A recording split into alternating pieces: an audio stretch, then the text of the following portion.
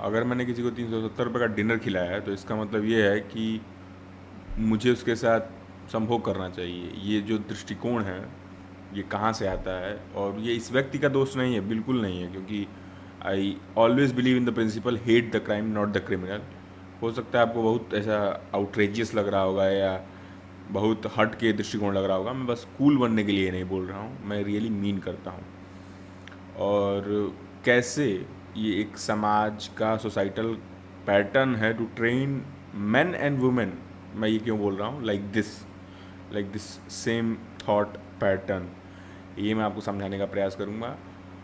और इसमें मैं 5 वाक्यों के बारे में या 5 स्टेटमेंट्स के बारे में डिस्कस करूँगा जो आपको सोचने पे मजबूर कर देंगे कि क्या इस व्यक्ति का दोस्त था। अगर आप इसको गलत मानते हो तो आप अपने आप को क्वेश्चनिंग के स्टेट में पाओगे, जो कि ब्यूटीफुल स्टेट है सीखने के लिए। ठीक है, मैं ओपिनियंस बिल्कुल नहीं देने का प्रयास करूँगा, मैं प्रयास करूँगा कि हम ब्लेम से बचें, क्योंकि blame points towards nothing and explanations points towards solutions. तो ये एक सोसाइटल ट्रेनिंग है। अगर आप इसको नहीं समझोगे तो आप अगले व्यक्ति को गाली दोगे, फिर कोई और नया वायरल होगा उसको गाली दोगे, उससे कुछ नहीं होने वाला है। अगर आप पैटर्न्स को नहीं आइडेंटिफाई कर पाओगे तो आप रियली में चेंज नहीं ला पाओगे in your self, not about the society. Because अगर आप अपने में नहीं चेंज ला पाओगे तो फिर कहीं आप नहीं चेंज ला पाओगे, सच्चाई यही है। तो अगर मैं शुरू करूँ तो पहला जो एक पर्सपेक्टिव आता है ओशो का। कुछ दिन पहले मैंने ओशो वीडियो बनाया तो लोग समझ रहे हैं कि मैं ओशो को पसंद नहीं करता हूँ, जबकि ऐसा नहीं है। ओशो का एक बहुत खूबसूरत कॉन्सेप्ट है, सेक्स डिप्राइव्ड कॉन्सेप्ट की सोसाइटी जो है। और स्टेट्स भी है कि इस टाइम सबसे कम शायद इंटरकोर्सेज हो रहे हैं या ऐसे इंटीमेसी सबसे कम चल रही है, क्योंकि पॉर्न उसमें एक बहुत बड़ा फैक्टर है। ऐसा क्यों है? और ये जो सेक्स डिप्राइव सोसाइटी है ना, जहाँ ये फ्लेक्स है कि मैं किसी लड़की के साथ सोया, इस वजह से ये दृष्टिकोण आ रहा है। पहला ये जो उसका मुख्य बिंदु है, क्यों उसको फ्लेक्स क्यों कर रहा है। जैसे मान लीजिए सबके पास आज स्लीपर है पहनने के लिए, तो कोई फ्लेक्स नहीं कर, माफ़ कीजिएगा, कोई फ्लेक्स नहीं करता कि मेरे पास स्लीपर है।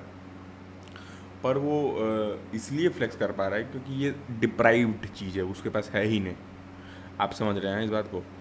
तो दूसरा जो मैं क्योंकि मैं देख के बोल रहा हूँ, तो देख के इन द सेंस कि मैं कुछ पॉइंटर्स लिख रखा हूँ, मैं इसी के उसके थ्रू गो थ्रू करना चाहता हूँ, इसलिए मैं उस पर जा रहा हूँ। दूसरा पॉइंटर है मेरा जो कि जो सेग्रीगेशन हो जाता है जेंडर्स का फ्रॉम फ्रॉम चाइल्डहुड, कि आप एक अपोजिट जेंडर को उस दूसरी शाखा में बैठते हुए देखते हो, या दूसरी ब्रेंच की जो मतलब ब्रेंच, हमारे यहाँ कहेंगे ब्रेंच, पर बेंच जो होगा उनका अलग होगा, आपका बेंच अलग होगा।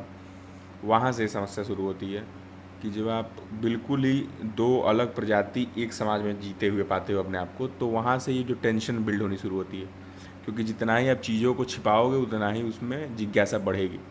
मेरा मानना ये है कि इसमें दो दो के ग्रुप बनाने चाहिए स्कूल्स में, ये सबसे बेस्ट वे है। स्कूल्स में दो दो के ग्रुप बनाइए, जिसमें 2 लड़का 2 लड़की, ये बाउंड टू भी रखिए। हो सकता है इसमें लोग इनवॉलेंट्रीली ना आना चाहेंगे, अरे नहीं नहीं, या वॉलेंट्रीली ना आना चाहे, पर आप बाउंड करिए इसको। दो दो ग्रुप बनाइए और वीकली कोई एक ऐसा इवेंट रखिए जिसमें उनको पार्टिसिपेट करना है एज अ टीम। 52 हफ्तों में मान लीजिए अगर 30 हफ्ते भी क्लास चलती है, अगर वो 30 एक्टिविटीज़ करती हैं, वो इतने यूज टू हो चुके हैं अपोजिट जेंडर के कि उनको फ़र्क ही नहीं पड़ता है कि वो अपोजिट जेंडर क्या है, और उनको साथ में बैठना है, इसके लिए वो बाउंड होंगे। ठीक है, और हो सकता है पेरेंट्स के लिए माने ना माने वो बात की बात है, पर इन द सेंस कि ये इतना बेहतर होगा हमारे समाज के लिए कि वो नॉन रोमांटिकली नॉन सेक्सुअली उस व्यक्ति को इंसान के तौर पे देख पाएगा। वो उसकी पीड़ा, उसका दर्द, उसका होमवर्क ना कर पाना, जेंडर बाय से चल पाते हैं कि लड़कियाँ बहुत स्मार्ट होती हैं, बहुत होमवर्क कर लेती हैं, बहुत अच्छा ड्राइंग बनाती हैं, ये धीरे धीरे आपको कम होते हुए दिखेगा। हम एक ऐसे सोसाइटी में पहुँचेंगे जहाँ वो हारमोनाइज होगा, ना कि वो एक डिसप्रपोर्शनली दो भागों में बटा होगा। एक भाग को बहुत सारी रिसोर्सेज मिले, बहुत सारी एक्टिविटीज़ उनसे कराई गई, दूसरे भाग को एक तरह की एक्टिविटीज़ कराई गई। इस तरह का समाज हमको नहीं देखने मिलेगा कि हाँ गेम्स लड़के खेल रहे हैं, लड़कियां डांस कर रही हैं एनुअल फंक्शंस में। इस तरह की चीज़ें आपको देखने को कम मिलेंगी। दोनों लोग अपने अपनी भागीदारी इंडिविजुअलिटी के हिसाब से कर रहे होंगे, ना कि जेंडर रोल्स के हिसाब से। जो जेंडर रोल्स कहेंगे, हाँ जेंडर रोल्स कहेंगे। ठीक है, तीसरा जो स्टेटमेंट है जो मैं चाहूँगा इस पे कि मैं मतलब रियली मेरे को नहीं लगता है ना कि इस तरह के जोक्स नहीं होने चाहिए। और अब हो सकता है आपको बहुत अजीब लग रहा होगा, मेरा मानना है कि जोक्स की कौन बाउंड्री डिसाइड करेगा, who will decide the boundaries. मैं नहीं कह रहा हूँ कि जोक फनी है, बिल्कुल डिस्गस्टिंग है। और किसी प्रोफेशनल सेटअप में, प्रोफेशनल तो नहीं कहूँगा, किसी पब्लिक सेटअप में तो बिल्कुल ही डिस्गस्टिंग है कि आप जिनको जानते नहीं हो उनसे अपनी सेक्स लाइफ क्यों डिस्कस कर रहे हो। अगर आप चार दोस्त बैठे हो और आप हंसी मजाक कर रहे हो, फिर भी मैं तो मानता हूँ कि वो बहुत इंडिविजुअल चीज़ है, बहुत पर्सनल चीज़ है, पर फिर भी अगर आप करना चाहते हो तो आप एक अपने सेफ स्पेस में करोगे ना डिस्कस। खैर आप तो मखौल उड़ा रहे हो तो मैं तो उसकी बात ही नहीं कर रहा, मैंने कहा कि फ़नी है, टोटली एग्री कि डिस्गस्टिंग है। जो रणवीर अलाहाबादी वाले केस में भी था कि वो भी डिस्गस्टिंग था, पर पॉइंट इज टू बी कि कौन ये बेस लाइन डिसाइड करेगा कि क्या अलाउ है क्या अलाउड नहीं है। ठीक है, this should be subjective on the basis of the consumer who wanted to consume willingly what they wanted to. ठीक है, सोसाइटी शेप अप होगी, मेरे को नहीं पता कि शेप अप क्या है, वो छोड़िए। मेरे को नहीं पता कि ये किस तरह का इम्पैक्ट डालेगा। ऑब्वियसली इससे नेगेटिव इम्पैक्ट होंगे, पर क्या मतलब छिपाने से चीज़ें नहीं होती हैं, मतलब उस तरह की चीज़ों का ग्रुप है, मतलब रियली ग्रुप चलता है। मैं मतलब टेलीग्राम पे, रेडिट पे, जहाँ पे लोग ऐसे ऐसे काम कर रहे हैं जो मैं यहाँ डिस्क्राइब नहीं कर सकता हूँ, महिलाओं को लेके या किसी किसी व्यक्ति विशेष, किसी धर्म विशेष को लेके। क्या करेंगे आप, मतलब ठीक है आप चाहते हैं सोसाइटी को स्ट्रक्चर करना, पर आई डोंट थिंक सो कि you can change the structure of the society, how they govern, how they work. तो इट्स बेटर कि आप पॉजिटिव पार्ट्स पे फोकस करें। खैर मैं बहुत भटक गया इन द सेंस कि आई डोंट थिंक सो कि ये जो हम डिसाइड करते हैं कि इस तरह कॉमेडी नहीं होनी चाहिए और इस तरह कॉमेडी होनी चाहिए, आप सोचिए अगर वो दूसरे कॉन्टेक्स्ट में वो बंदा बात बोल रहा होता, दूसरे जगह बात बोल रहा होता, क्या वो फनी होता? नहीं होता, बिल्कुल नहीं होता, नॉट एट ऑल। अपने घर पे बात बोल सकता है, नहीं बोल सकता है, वो डिस्गस्टिंग होगा, वो डिस्गस्टिंग ही है on my personal level. But क्या उसके लिए हम डिसाइड कर लेंगे कि नहीं ये बोलना है ये नहीं बोलना है? I don't think so. क्योंकि कल को मैं कुछ ऐसे सोच प्रस्तुत करूँ जो आपको डिस्गस्टिंग लगे और आप मुझे बोलने से मना कर दो, I don't wanted to be in that kind of situation. So मेरे को नहीं लगता कि प्रोहिबिटेड होना चाहिए, वो पर्सनल लेवल पे आप देख लो कि आपको क्या कंज्यूम करना है क्या नहीं कंज्यूम करना है। ठीक है, कि आप अपने आप को किस तरह से शेप अप करना चाहते हो, क्योंकि कंटेंट आपको शेप अप करता है, बिल्कुल करता है। क्या चौथा पॉइंट कि लोग बोल रहे हैं कि I ashamed of being a man and all and all. एक एक फ्रॉइड की बहुत इंटरेस्टिंग थ्योरी मुझे लगती है कि वो अनकॉन्शियस माइंड की बात करते हैं, या जो मतलब ऐसे सप्रेस्ड डिज़ायर्ड है, इड इड से वो लेबिडनल एनर्जी उसको कहते हैं, जो कि आपकी सेक्सुअल एनर्जी है बेसिकली। तो आप समझते हैं एक चीज़ कि कैसे वो सबके अंदर है और सब ने 1% ही सही रेजोनेंस किया उससे, भले 99% रिजेंटमेंट था, पर वो 1% रेजोनेंस था कि अच्छा ठीक है। आप डिस्गस्ट हुए एज अ ओवरऑल, मैं नहीं कह रहा हूँ कि मैं ख़राब व्यक्ति हूँ उस 1% से, आप ख़राब व्यक्ति हो उस 1% से, पर वो है सबके अंदर being a man, because we मतलब वी चेज वी सीक, मतलब कैसा लगा, ठीक, वी चेज तो गलत शब्द होगा, हम लोग मतलब कह सकते हैं कि आतुर हैं संभोग के लिए, वो उस तरीके से हमें बनाया गया है, लस्ट पे हम चलते हैं। तो इसमें कोई दो राय नहीं है कि इस तरह किस्से कहानियाँ सुन के आप उस तरीके से चार्ज फील करते हो, पर वो बस 1% आपका रेजोनेंस हो सकता है 99% आपका रिजेंटमेंट हो। तो वही सही गलत कुछ नहीं होता कि आप सही इंसान हुए कि आप गलत इंसान हो, नहीं, वो it is your nature and you are fighting with your nature. पर आप ये सोचिए कि आपको असेम्ड होने की क्यों ज़रूरत है एज अ मैन? कोई ज़रूरत नहीं है, क्योंकि मैन ने कहा, मैन ने हंसा और मैन ने कॉल आउट भी किया, तो तीनों पक्ष तो आपको यहीं दिख गया ना। फिर यहीं पे कई लोग कहते हैं कि अरे जो वहाँ हंस रहे थे वो रेपिस्ट माइंड सेट के हैं, नहीं मैं नहीं मानता हूँ।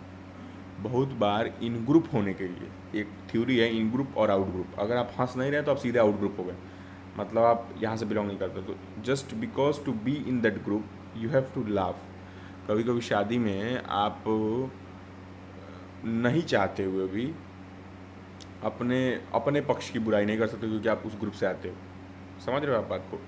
तो इन ग्रुप और आउट ग्रुप का फैक्टर बहुत अप्लाई होता है। या मतलब शादियों का एग्जांपल ले लो या टीम्स की एग्जांपल ले लो कि आप आपका टीम अच्छा नहीं खेल रहा है या बहुत ही डिसगस्टिंग काम कर रही है, फिर भी you have the support inside. तो अगर आप नहीं हंस रहे हो तो आप आउट ग्रुप हो, एम्बियंस वैसा है, माहौल वैसा है, आप कॉमेडी सेटअप में बैठे हो तो हंस रहे हो, आई डोंट थिंक आप उस तरह का मानसिकता रखते हो, पर आपके अंदर वो जो रिजेंटमेंट का भाव तो ज़रूर होगा, वो रिजोनेंस का भाव कम होगा। और क्योंकि वो बहुत ऐसा वाहियात बात कर रहा है, तो आप हंस सकते हो कि चलो यार, मतलब कितना ही वाहियात बात कर रहा है, ठीक है। वो एक डिस्गस्टिंग वाली भी हंसी आ सकती है कि ठीक है यार, हम वो मैं बात कहना चाह रहा हूँ। और चौथा जो कि एक और बात समझो ना, कि जब व्यक्ति ऐसा ऐसे स्टेट में हो, और वो व्यक्ति तो मुझे बहुत ऐसा मेंटली मैच्योर तो नहीं दिख रहा है, तभी इस तरह की बातें वो साझा कर रहा है। वो वैलिडेशंस पे इस तरह के लोग बहुत चलते हैं, वैलिडेशंस पे, कि मतलब मैं अपने आप को वैलिडेट करते रहते हैं। वो जब मेंटली मैच्योर लोग नहीं होते हैं, वो दूसरों का वैलिडेशन सीख करते हैं, हाँ। तो आमतौर पर ऐसा क्या होता है कि जब भी उनको इस तरह का ऑडियंस मिलता है और इस तरह की बातें कहना शुरू करते हैं, वो उनको एक इमोशनल हाई मिलता है कि अरे ये बात सही है यार, ये बात सही है, हाँ यार ठीक है। मैं नहीं कह रहा हूँ, वो मैं उस पर जा ही नहीं रहा हूँ कि लड़की ने क्या कहा, लड़के ने, क्योंकि मैं तो वीडियो देखा भी नहीं हूँ ऑनेस्टली। मैं वो क्लिपिंग्स भी नहीं, जो लोग रिएक्ट कर रहे थे, मैं आमतौर पर उनको देख रहा था, तो मैं लगा अच्छा ये है क्या। आमतौर पर मैं ट्रेंड्स पे बहुत ज़्यादा रिलाई नहीं करता हूँ, मैं सोचने वाले विषयों पे ज़्यादा जोर देता हूँ। और मुझे लगा कि नहीं, ये एक ऐसा टॉपिक है जिस पे मैं चाहूँगा बात करना, इससे जुड़े हुए दृष्टिकोणों पे बात करना। तो मैं यही बोलूँगा कि क्या आप लगता है कि उस व्यक्ति ने सच में ऐसा मीन किया हो गया, उसके पास कहानी हो सकता है असली हो ही ना, वो बस एक इमोशनल हाई स्टेट में है, कह रहा है, बातें सटीक बैठ रही हैं, फ्लो में तो कहे जा रहा है, this could be also reason. तो मैं नहीं मानता कि उस व्यक्ति ने ऐसा सोच समझ के कहा है, या वो एक्चुअली में उसके साथ वो हुआ भी होगा, आई डोंट नो, बस इमोशनल स्टेट में कह रहा होगा, मे बी हाई चांसेस मेरे हिसाब से तो। और एक और बात कि मैं नहीं मानता हूँ कि आप लोगों को सही या गलत के दायरे में सोचना चाहिए कि ये व्यक्ति सही था या गलत था। क्यों इतना आउटरेजियस लग रहा है, और आउटरेजियस होना सही लग रहा है क्योंकि शायद वो पंच डाउन कर रहा है। एक फिलॉसफी या कॉमेडी की एक स्क्रिप्ट होती है बेसिकली, पंच अप करना, पंच डाउन करना, या मतलब कि आप किससे लड़ रहे हो, आप किसका मखौल उड़ा रहे हो। आप अंबानी का मखौल उड़ा रहे हो तो आप पंच अप कर रहे हो, आप किसी गरीब का मखौल उड़ा रहे हो तो आप पंच डाउन कर रहे हो, जहाँ तक मैं समझता हूँ, ठीक है।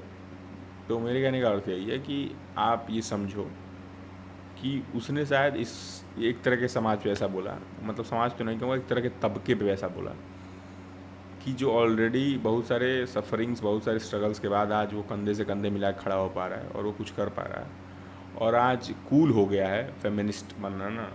मतलब कूल क्या होना ही चाहिए, कूल मैं नहीं कह रहा हूँ कि अनकूल होना चाहिए, पर इन द सेंस कि एक नारीवादी होने का एक ललक सी लग गई है, तो हो सकता है उस चक्कर में भी ये लपेटे में आ गया है। जबकि ये बस, मैं नहीं मानता हूँ ये सब डिस्गस्टिंग चीज़ें, इनको जितना अवॉइड किया जा सके। खैर अवॉइडेंस से पता नहीं चीज़ें ठीक होंगी ख़राब होंगी, मुझे नहीं पता, मैं गलत हो सकता हूँ, पर मेरा मानना यही है कि जो भी हम सोच रहे हैं, एक मिनट, आई थिंक मैं पॉइंट लॉस्ट कर गया। हाँ, जो भी हम सोच रहे हैं कि इस तरीके से सोसाइटी को होना चाहिए, हमको उसको बनाने पे काम करना चाहिए, रादर देन कॉलिंग आउट कि ये ख़राब है वो ख़राब है, क्योंकि हज़ार चीज़ें और ख़राब है। इसी समाज में ह्यूमन ट्रैफिकिंग भी हो रही है, इसी समाज में अनेकों ऐसी चीज़ें हो रही हैं जिनके बारे में हम नहीं जानते हैं, ठीक है। और महिलाओं का शोषण हो रहा है इसी समाज में। तो हम इंडिविजुअल लेवल पे चेंज कर सकते हैं, ना कि बड़ी बड़ी बातें करना कि ये चेंज कर दीजिए, वो चेंज कर दीजिए। हाँ, पॉइंट यही था कि हमें ध्यान इस पे देना है कि वो पंच डाउन कर रहा था, इसीलिए थोड़ा सा वो कहना सही नहीं है। बाकी कहने के लिए हज़ार बातें और कही जाती हैं जो, और ये बात तो बिल्कुल मैं मानता हूँ कि वुमेन के लिए सर्टेन कमेंट्स कभी भी गलत माने जाएंगे। जैसे आर वर्ड मैं नहीं प्रयोग करना पसंद करता हूँ किसी महिला के लिए। पसंद क्या है, मतलब ये तो पसंद करने वाली कोई बात ही नहीं है, क्योंकि एक वैश्या को आप वैश्या कह सकते हो जिसका वो पेशा है, पर उसको भी एक सम्मानित ढंग से कहा जा सकता है। कोई ज़रूरी नहीं है कि उसको नीचा दिखाना, ठीक है। और हम किसी भी डेरोगेटरी रिमार्क्स, जैसे कि भिखारी, गरीब, चप्पल छाप, ये सब चीज़ें वही हैं, मतलब उसी कैटेगरी में मैं रखता हूँ, आर वर्ड की कैटेगरी में ही रखता हूँ। क्योंकि आप किसी एक पेशे को ख़राब कर रहे हो, या किसी पहनावे को ख़राब कर रहे हो। छपरी एक शब्द आता है, जो जो बाल रखते थे, छप्पर जो लगाते थे वो छत का, उनसे आया है। फिर वो लोग जो बाल छप्पर जैसा रखने लगे, उससे आया छपरी, तो फिर वो भी चीज़ उसी में आती है मेरे लिए। तो कभी भी डेरोगेटरी रिमार्क्स किसी के लिए पास करने की आवश्यकता नहीं है। प्रयास करिए कि सेंसेबल ढंग से बातचीत करिए समाज में, घर पे भी, घर पे तो खैर आपका पर्सनल स्पेस है तो आप थोड़ा हो सकते हैं, पर ठीक है। मेरे कहने का अर्थ है कि कॉलिंग आउट ठीक है, अच्छी चीज़ है, पर मेरे को लगता है हमको उस पर ज़्यादा फोकस करना चाहिए कि हम किस तरह की सोसाइटी बनाना चाहते हैं। हाँ, एक हमारे पास होना चाहिए कि किस तरह की सोसाइटी हम नहीं बनाना चाहते हैं, इन योर माइंड। मैं नहीं कह रहा हूँ समाज को ऐसा कुछ बताओ कि उस तरीके से आप गवर्न करिए अपने आप को इन इन सोशल सर्कमस्टांसेस। बाकी इतना बहुत है, बाकी मैं बहुत ज़्यादा बोल चुका हूँ। अगर मैं कहीं गलत हूँगा तो I love to be corrected, because I just want to put out some of my thoughts और perspective, I would say that on this topic, because I usually don't like to be created on this trends things, but मुझे लगा कि नहीं, मुझे इस पे कुछ दृष्टिकोण आ रहे थे that I wanted to share with you. और कभी कभी मेरी इंग्लिश आ जाती है, उसके लिए मुझे माफ़ करिएगा, क्योंकि मैं इंग्लिश प्रेफर नहीं करता हूँ आमतौर पे, क्योंकि मैं हिंदी में ही बना रहा हूँ। अगर भविष्य में हो सकता है तो मैं इंग्लिश चैनल बनाऊँगा तो ठीक रहेगा। बाकी मैं बहुत ज़्यादा बोल चुका हूँ, थोड़ा ये 1-to-1 भी है, क्योंकि इस पर मैं थंब वम शायद ना ही लगा। बस देखिएगा इस वीडियो को, क्योंकि ये पर्सपेक्टिव वाला वीडियो है। बाकी हम काम कर रहे हैं, कुछ और बढ़िया चीज़ें आएंगी। अगर आपको लगता है इस तरह की वीडियोज़ अच्छी हैं, आप सब्सक्राइब कर लीजिए। सब्सक्राइब क्यों कह रहा हूँ, क्योंकि शायद मैं थोड़ा सा और सीरियस होने वाला हूँ। ऐसा बता के तो नहीं होते हैं, पर थोड़ा थंब वम बना रहा हूँ अभी भी, तो हो सकता है स्क्रिप्टिंग भी बेटर करूँ, थोड़ा और चीज़ें बेटर करूँ। तो अगर आपको लगता है कि आपको दृष्टिकोण वाले वीडियो देखने चाहिए, आपको सोचने समझने वाले वीडियो देखने चाहिए, तो आप ज़रूर देखिए। Thank you for listening my perspective, signing off from my side, bye.